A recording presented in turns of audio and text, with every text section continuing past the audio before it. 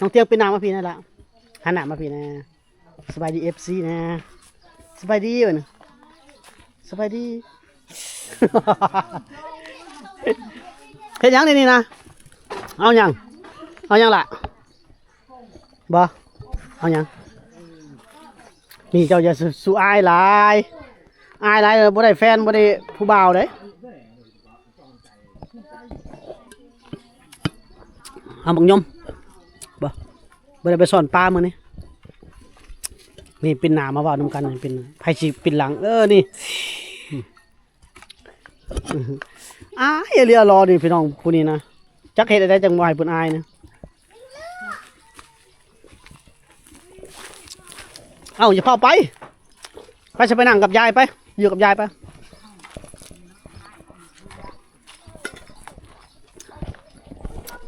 สบายดีพี่น้องสบายดีมื้อนี้มาบ้านน้องเตียงพี่น้องถ่ายเทื่อเดียวน้องเตียงนำหากันมาถ่ายรอบใหม่นี่แหละพี่น้องเอาเสื้อลงเลยล่ะเอาเสื้อลงเลย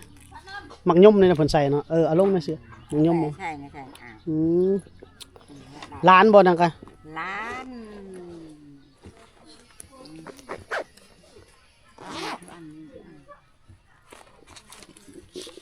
เอากันหน่อยเอาไอ้น่ะไปจ้องแก้วไปน้องเตียงมาพี่น้องเตียงมานั่งพี่มานั่งกับยายพี่มานี่มันนั่งนี่เขียนให้กระดักกระดอนี่นะนี่แหละพี่น้องเตียงนี่อยู่กับยายเพิ่นได้2 คน3ทั้งเอื้อยผู้นึงเนาะยายเนาะผู้นั้นไปใช้ละเอื้อยนะเอื้อยก็เป็นแม่ห้างซำเนาะมันไปงานที่ข่าวงานสิโปจักเดือนแล้วไปเฮ็ดงานนะ3 เดือนนี้เราเอาเงินเราฝากเงินมาให้อยู่บ่พักแล้วนี่ลูกแล้วเหรอวะนี่ลูกแล้วนะลูกชายเฮานะลูกชายเจ้าก็เป็นพ่อห้างอีกลูกชายเป็นพ่อห้างลูกสาวเป็นแม่ห้างหลานสาวก็เป็นแม่ห้างโอ้สมาอันนั้นเนาะและน้องเตียงนี่ก็มาอยู่น้ำตาน้อยเลย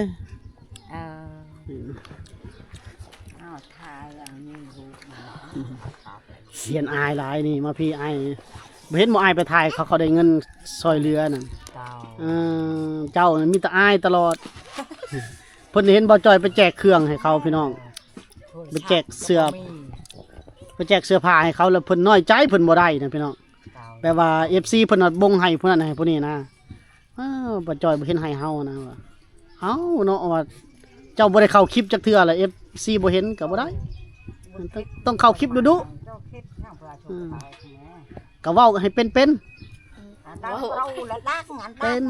เว้าความละถึงเนาะละถึงก็ได้เว้าความลาวก็ได้เบิดค่อยนะภาษาเวียดก็ได้นะดีเดาดีเดือกได้แต่สำนั้นแหละไปตักเลยน้ำมื้อนี้นะตักแล้วตำเลยข้าวบ่ได้ตำบ่เฮือนนี่เสียบ่สีหรือตำเอาสีเฮือนชาวมันนั้นโอ้ไปสีเฮือนเขาเฮือนน่ะสาวน้องเตียงนี่นะเพิ่นนั่นเป็นกำพร้าเนาะกำพร้ายังเกาะกำพร้ายังเราเนี่ยกำพร้าแม่บ่กำพร้าพ่อตายน้องเตียงนี่กำพร้าพ่อเสียแต่น้อยพี่น้องอาศัยอยู่กับยายเพิ่นนี่นะอยู่กันสองคนกับยายก็ถือว่าบ่ได้เรียนหนังสือเลยน้องเตียงเนาะคือบ่ไปโรงเรียนบ่ได้ไปฮะแม่ตั้งอยู่ตุนป่าคือตุนป่าเต้ไกลน้องเรียนเนาะเรียนไกลพี่น้องเลยบ่มีความรู้นี่น้องเตียงแนมมาทางอ้ายพี่แนมมากล้องเดี๋ยวออกคลิปดุกับอ้ายเดี๋ยวกันลื่นเก่งเองดอกน้องเป็นคนสาวเป็นสาวขี้อายพี่น้องบ่ได้ไปหากินบ่มื้อนี้ไปสอนแล้วแดดฮ้อนเขาไปสอนลายได้มื้อนี้เจ้าบ่ไปบ่ฮะบ่ไป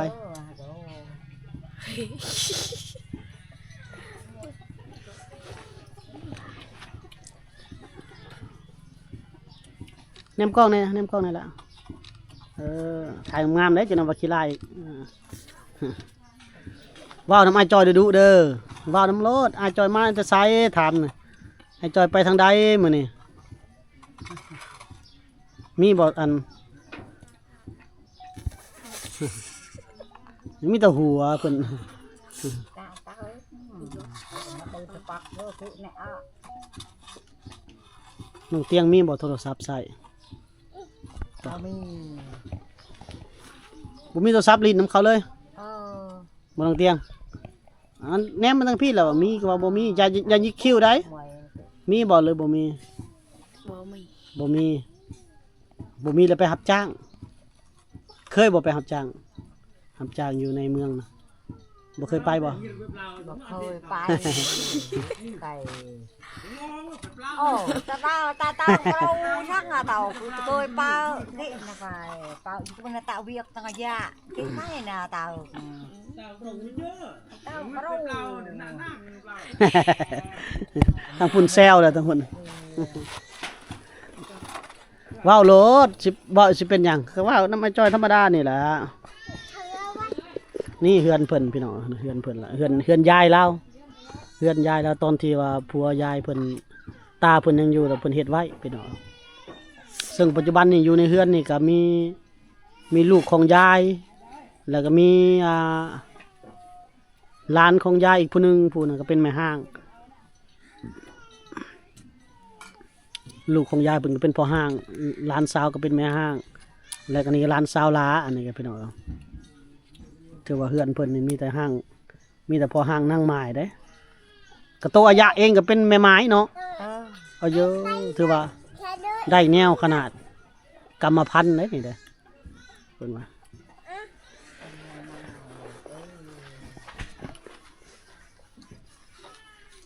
ไปบ่ได้ไปหาอยู่หากินหาหน่อไม้หาหน่อหมอกบ่ล่ะหมู่ไปใส่หมดแล้วเขานั่งหยอกนั่ง มันไปแลด ไปลินไส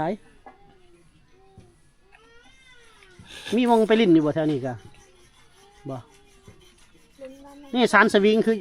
ไม่เท่าบ่เป็นบ่เป็นบ่สารสวิงนะคือบ่เฮียนเอาเฮียนให้มันเป็นทุกอย่างจักเช็ดได้พี่น้องเราก็เว้าบ่เก่ง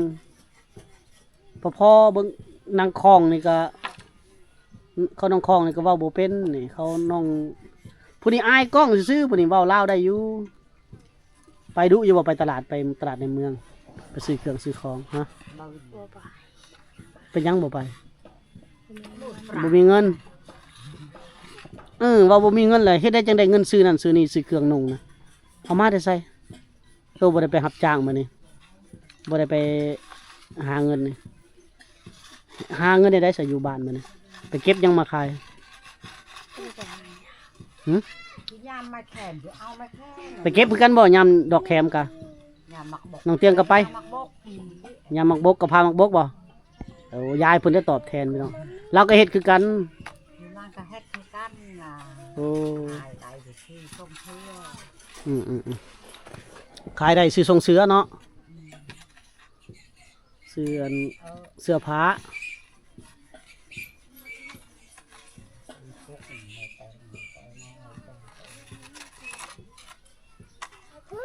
เป็นสาวแถวอันชนบทก็แบบนี้แหละพี่น้องเพิ่นก็อายเฮาก็บ่ฮู้สินำเสนอได้พี่น้องแต่แบบอายเก่งหลายก็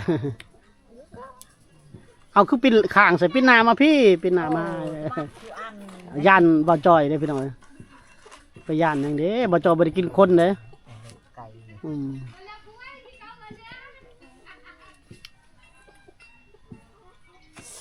บ่จอยกับบักรอๆหนึงเป็นยังย่านเนาะ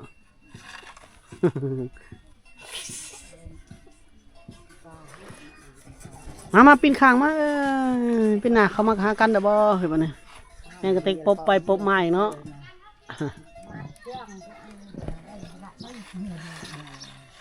เนี่ยบ่ได้นึ่งข้าวบ่นึ่งข้าวให้เบิ่งดูมื้อ FC ว่าเป็นบ่น้องเตียงนึ่งข้าวน่ะ หนึ่ง นึ่งแล้วเอาสมนึงตะเว้นก็ดอกบาดนี้พี่น้องนึ่งข้าวตะเว้นได้2 โมงนี่นึ่งข้าวสุกแล้วมายายเนาะ ờ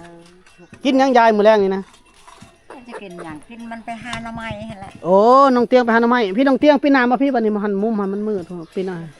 มาจูอันเกียโต เออ ตูเฉียนเย้าเต้ให้อะกรอเตะเบิดเบา แม่นคอยกินหน่อไม้เนาะ กินหน่อไม้มันไปหาชาวนี่ โอ้หาหน่อไม้มาแกงกินพอได้อยู่สอนเด้ได้อยู่บ่เดี๋ยวนี้ไปสอนดีกว่า บ่ได้เยอะฮะได้หอยนั่น อืมไปเมื่อกี้นี่เห็นเขามาแต่หากินได้แมงเหนียวหลายนะ เออ เจ้านี่บ่มีผู้ชายผู้กำลังรักนี่บ่มีแล้วในเฮือนเนาะมีแต่เจ้าแล้วเนาะ เออมีแต่เฮา ทางแล้วบ่ให้ปีนี้นะ ทางได้ก็อยังหนึงแล้ว เออทางผู้เดียวบ่หรือเอาแห้งเขา เอาแหงลูกชาวเฮาอยู่บ้านเดียวนี่ โอ้เพิ่นก็บ่มีกำลังผู้ชายมีแต่ลูกชายแล้วบ่ได้เฮ็ดบ่ เฮ็ดมันก็เฮ็ดมันต้นชวนกล้วยมันก็ไล่เวียกเฮ็ด ยายเพิ่นก็บ่มีผัวเด้พี่น้องเพิ่นก็ไปทางผู้เดียวเพิ่นแล้วเอาแห้งหมู่พอได้แล้วว่าพอได้สอบหนึงเนาะปีหนึงได้ข้าวใหม่กินขนมเขาเป่าหนึงเนาะ เท่านั้นแหละไป น้องเตียงบ่ได้ไปนำบ่พี่น้องเตียงพี่มาทางพี่เอาแล้วปินมาทางพี่อืม ไปสิบ่มีไผเอา โอ้น้องเตียงนี่เอาหลานเนาะ เออ ก็คือย่านบ่จอยก็ดักกระดอเนาะอันนี้ก็อืม ยาน น้องเตียงนี่เรางามได้ FC ว่าให้มาถ่ายดูเมื่อกี้นี่บ่จอยเห็นเพิ่นแล่นแต่เฮือนนะจักแล่นไปทางใด เราเห็นบ่จอยนี่เราปบแล้วพี่น้องเราแล่นไต่แล่นเนื้อแล้วหาวิธีหลีกถ้าขึ้นเฮือนได้น่ะขึ้นแล้วพี่น้องบ่แม่นจังดอกมันร้อนเราบ่อยู่มันร้อนคันมื้อใดอากาศเย็นๆเนี่ยเราเข้าไปลักลี่ในห้องแล้วบ่จอยบ่ได้ถ่ายซ้ำแหมมันสวยเด้นี่หน้าตานี่พี่น้องงามเด้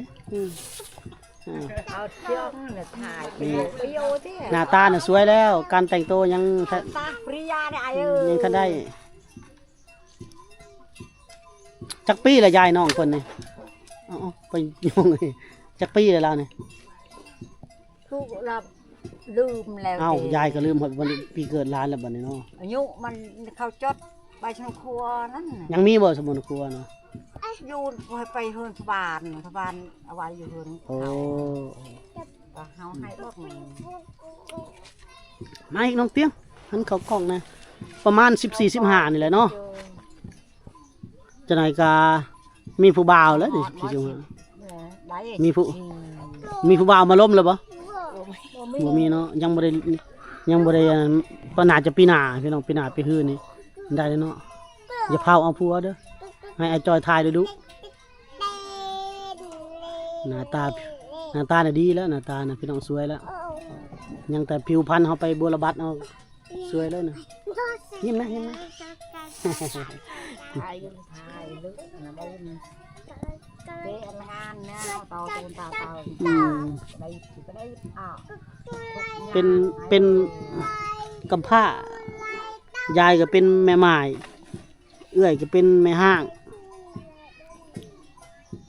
อ้ายก็เป็นพ่อห้างบ่แสดงว่าเฮือนเพิ่นนี่คือนาบ่าวเนาะนาบ่าวก็เป็นพ่อห้างพี่น้องชีวิตที่ว่าอยากเอาพับได้นี่พี่น้องเนาะน้องเพิ่นก็อยู่ในยายไปนี่แหละพี่น้องบ่ได้บ่ได้เรียนบ่มีความรู้ก็บ่ได้รับจ้างเลยพี่น้องจักสิรับจ้างอยู่ไสไปบ่ไปรับจ้างสิพาไปรับจ้างรับบ่กล้าย่านคนอีกเนาะดึงบ่เปาะบ่งานแต่ว่าคือว่าต้องว่องไวได้พี่น้องเอ้ย ย่าน ย่านคนอีกเนาะ คนกับย่าน